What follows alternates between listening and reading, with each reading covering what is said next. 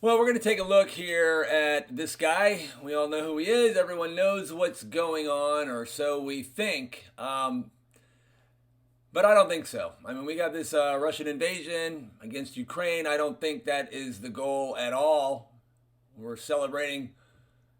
Everyone's all excited, waving their flags for the underdog, and we are not focused on what's going on. We're blind. We are missing the point.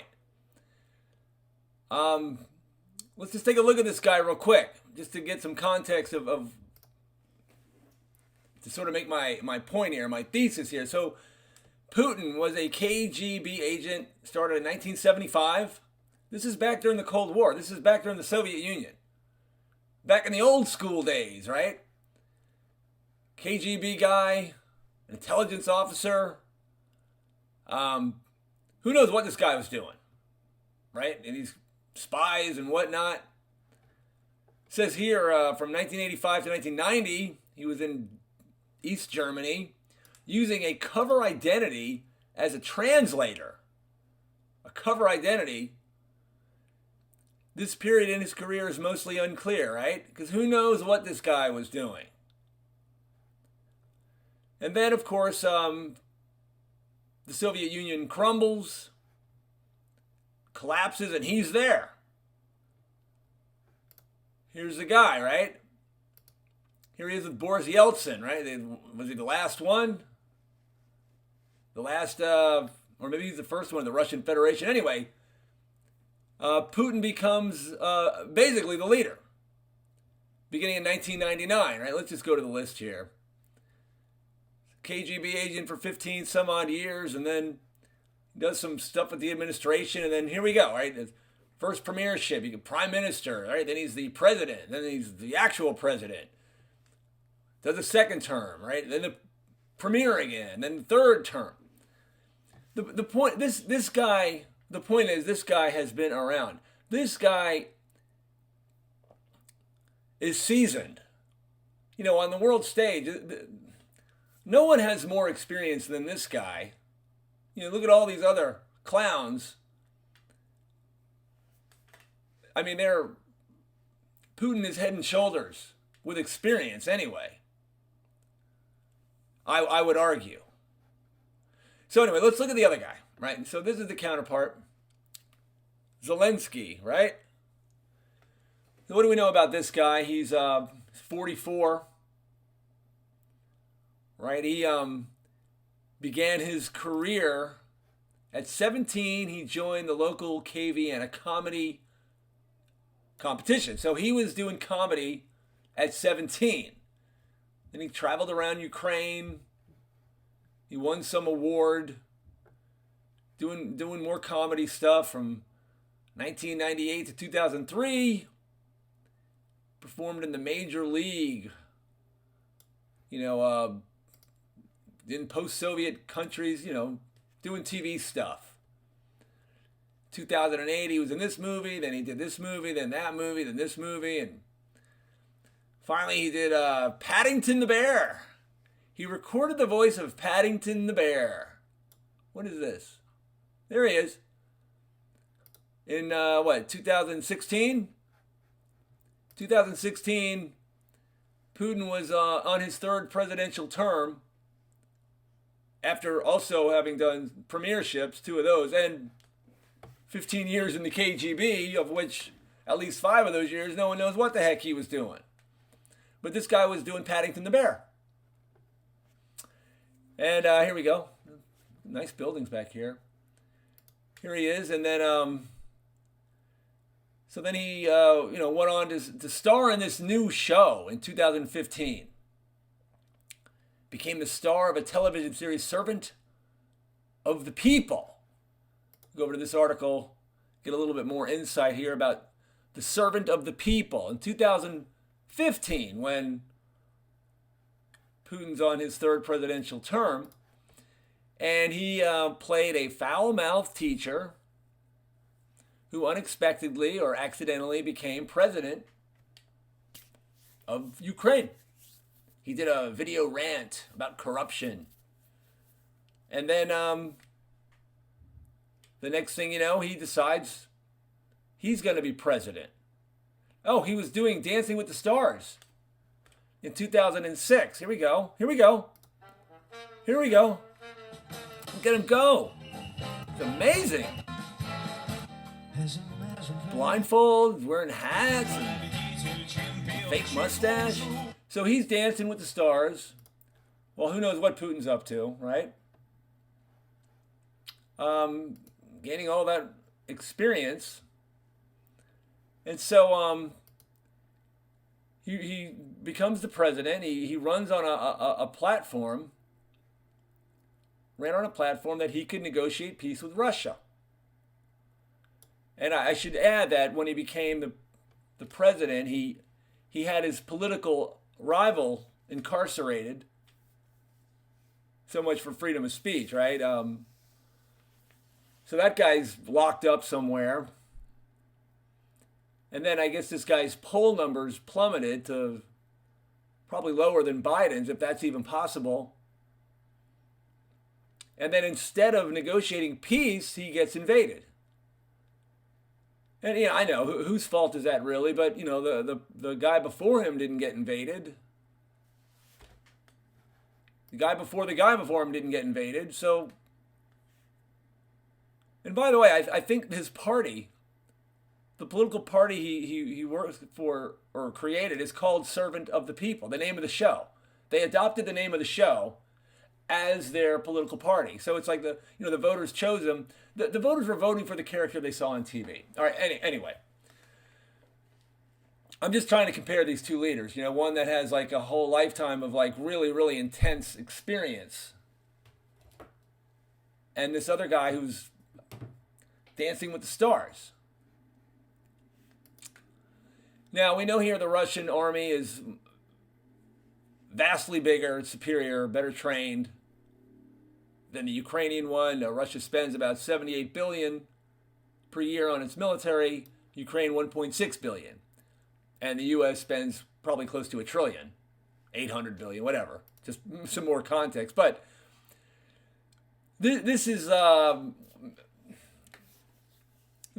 ridiculous David versus Goliath thing. Now, I know the free world's going to come in and they're going to help out, but again, this is not the point. This whole thing is a decoy. It's a distraction. This is what Putin is up to. So let's get to that. Well, let's get a little bit more context. Here's the Russian debt in U.S. dollars. It's in rubles, but we've converted it. $248 billion is their debt. And when you talk about debt, you want to compare that to GDP, gross domestic product. Think of GDP as the nation's income. It's not, but just for intents and purposes here, we look at GDP as sort of the income. And we see here the Russian Federation GDP is at about 1.4 trillion. So their debt is approximately, 15% of GDP. Very small. Very, very small debt. Very small debt to GDP ratio. Very healthy. It's like they don't have any debt, really.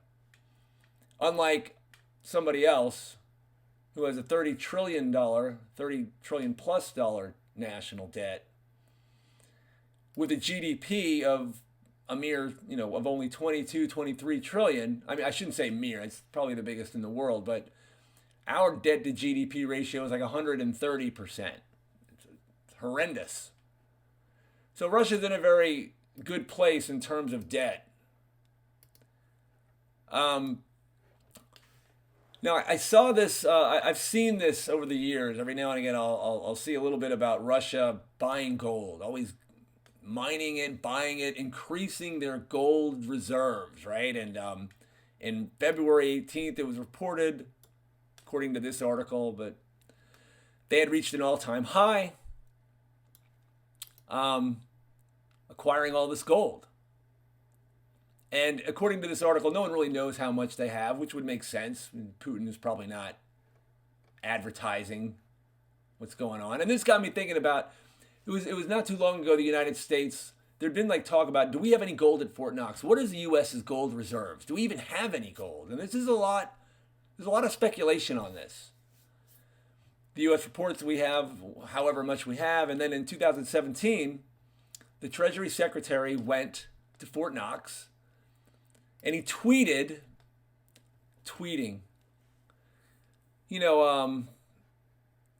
thank you for letting us see the gold. Glad it's safe. Glad gold is safe. Steve Mnuchin, the Treasury Secretary during the Trump administration. First time Secretary of the Treasury had visited Fort Knox since 1948. And he even said down here, I assume the gold is still there. I assume? It would really be quite a movie if we walked in and there was no gold. But he went there. And here's the pictures. Now, I just find this to be very, very bizarre. Black and white. This is 2017. When I first was looking for this, I thought these were the 1948 pictures. And I'm like, surely they took some pictures. What is this? What are they doing? Looking at the solar eclipse. I guess that coincided. Here's the Mitch McConnell, senator. They're just standing in front of the gold. Like, where is this gold stored? Is this a room? What is this? Everyone's writing on chalk. Grainy black and white photo? Is this how it's stored? I guess. I don't know. Oh, interesting. It was $33,000 for the flight to get out there, but I don't want to get into that. Anyway, I looked around for some more pictures, and I couldn't find any, real color. Why would you put it in black and white? Who has black and white film? Who has this? Is this a filter on your iPhone? Who does this? Why would you do that unless are you trying to hide some? Anyways, the pictures made me more suspicious about the U.S. gold reserves. I don't know. But we're not talking about that here, right? Maybe there are color pictures or more chalkboard stuff. It's very strange. All right, so tweeting out, gold is still there. Here we have a chart of the Russian gold holdings, and I'm like, this is since 2010, coming right out of the great financial crisis. Russia went on a serious endeavor to acquire gold. They went from 600 tons to close to 2,400. I think these are measured in, anyway, 4x, right? It's 400% increase. They're stockpiling gold. Why? We'll get to that. And it looks like they topped it off. We've reached our objective here. Maybe this was during the COVID, so maybe it was difficult to get more gold. I don't know. But they've reached their goal, and now they're ready to implement their plan, or so one could argue. I don't know. And we add one more thing here, one more twist, right? The ruble crashes, right? So during this invasion, Russia invades Ukraine. The ruble crashes, right? And so everyone's like, aha, we got them. Putin is dumb. Putin doesn't know what he's doing. This guy knows what he's doing, okay? He knows exactly what he's doing. So I was thinking about the ruble crashing. And I'm like, so if you owed people money, let's say you owe them $248 billion, right? We're using US dollars just to make it easy. They lend you the money. And just let's say, for example, you borrow the money and you buy a bunch of gold. And then it comes time to pay it back. So you're going to pay them back the same amount with interest. But if the currency is devalued substantially, or any bit, but let's say 30, 40, 50%, that's really the equivalent. And you've already made your purchase. Now you're going to pay them back, print out some garbage paper, and you're going to pay them back in something that doesn't have nearly the purchasing power as it did. Right? So, I mean, the devaluing of the currency, is that even... I understand that Russia's got some problems now with the bank and the SWIFT program, and there's obviously repercussions here, but it's not all bad. you know, now they can pay back their debts with currency that's worth nothing. How's that bad for Russia? Especially when they've stockpiled all this gold. And furthermore, so now we get to the point, right? So the United States, the Federal Reserve, the United States has a very serious inflation problem. Inflation is out of control. Arguably, inflation is the biggest threat we have going. The biggest threat there is right now is inflation. Think Weimar Germany. Think Venezuela. A bunch of other countries. It's out of control, I would argue. Highest in 40 years, so they report. Some say it's twice as high as they report. I don't know. The Federal Reserve has been promising to go on the offensive, to get hawkish. We got to get tough. We got to stop inflation. We got to attack it. And the way they do that is they raise interest rates. Interest rates right now are at basically zero. And when you raise interest rates, it slows the economy down. Like already the stock market is dumping. There's all sorts of problems. And if you're going to raise interest rates, you don't do it as you're going into a recession. You raise them. I'm sorry. You lower them when you go into a recession. That's typically the play. Hey, the economy's slowing down. Stock market, we got to lower interest rates.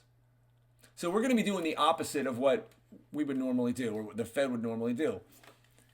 I'm of the opinion that this whole thing, while Putin is playing chess, everyone else is playing marbles. He is putting the Fed in a position where it cannot raise interest rates. That's the game. That's the play.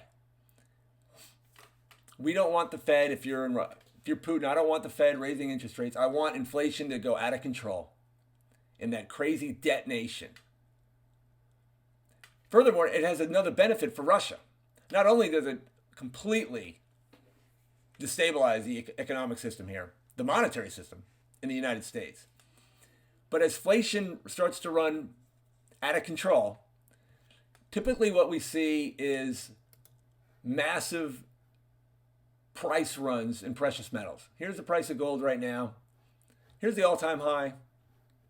And we're starting to move.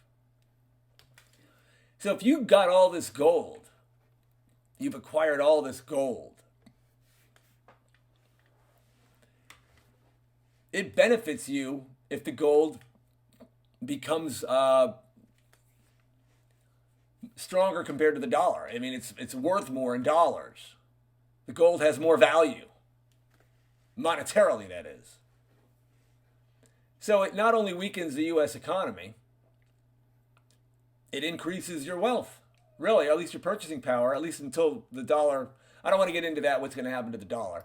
But this, to me, seems to be the obvious play. I shouldn't say obvious, but this would make more sense to me. What, are you going to invade Ukraine? What? Why? What do you need? What do you need that you can't get through just regular trade? Why would you bring all this focus? You think Putin didn't think the world would react? He knew exactly what was going to happen. How could he not? Of course he knew. This is the guy that lived through the collapse of the Soviet Union. He was there long before it collapsed. And now he's still there. He's seen it all. He's been through it all. This guy knows what's going to happen. So here we have an article talking about interest rates. The Fed chair, we're going to raise rates. We got to fight inflation. The Fed increasing rates to curb borrowing. Okay, here we go. They're in a bind. You know, with all this new escalation going on, are they going to be able to raise rates? Powell, this is Powell, the chairman of the Fed. He signaled that rate hike this month, 2 weeks, was all but certain. Going to raise it 50 basis points, 0.5%. That's like we haven't seen that in over a decade. It's always 0.25. They raise it 0.25, and then they come back a month or two and raise it again. A couple months later, raise it again. Little tiny, but this is going to be a 0.5, a 0.5% raise this month. That was the plan. That's what they were saying. or leading people to think. And I tell you, if they don't raise interest rates, and even if they do, they're going to have to change policy. They're going to have to turn around because it's going to it's going to be a drag on the economy. And they're going to have to well, we can't do this right now. We can't do this right now. Tensions are too strained in Eastern Europe. We need to, we're going to let the loose policy continue for a while, and we'll fight inflation after we've saved the world from the clutches of that monster. And maybe he is a monster. I'm no fan, but this is the play. He's put the Fed in a position where they cannot raise interest rates, and therefore inflation will not only continue, it will go up exponentially. I put them on the board. We see it all the time. It's going to go up exponentially. I guess it would be like that. So we're at 7% now. The new figures will be coming out again for the next month or for last month, I guess, and then you can see how it plays out. If inflation goes up and up and up, what does that mean? Well, then prices will go up and up and up. I should say inflation. You're inflating the money supply. Prices will continue to go up, and then what is that going to do? That'll weaken the economy even more. Are we going to raise interest rates while people are losing jobs? It's an election year. It's an election year. If anything, you've got to cut rates, but you're at zero. What are you going to do? Go negative? I guess you could do that. Some countries have done that. But anyway, that's where we are. That's my thesis here. Where's that picture of his gold holdings? And we didn't even talk about Bitcoin. If he's hoarding that as well, I don't even want to get into that. That'll just confuse everything. But this man knows what he's doing. Like him, hate him, whatever. I don't know him. I'm not a fan of world leaders. But this is a guy this is the last guy you would underestimate. Just from a common sense point of view, this is the last guy you would underestimate. And this would be the last guy that I would put any faith in. I don't know him, but his experience does not impress me. This is not the kind of guy. Has he ever even shot a gun? Does he have any experience? Maybe on stage he's pulled the trigger a few times was he in a war movie? This guy's running around East Germany in 1975 as an undercover agent, pretending to be a translator, though I think he speaks 4 or 5 languages. So he's not quite a dull guy intellectually. And this guy is supposedly running around the streets of Kiev defending his nation, right? I'm sure you've seen the videos. I'm a little suspicious myself. So anyway, I think that was all I had to say on that, and I guess we'll see what happens on May 15th, right? Where is that schedule? Well, May 15th and 16th. We'll see what happens. The end.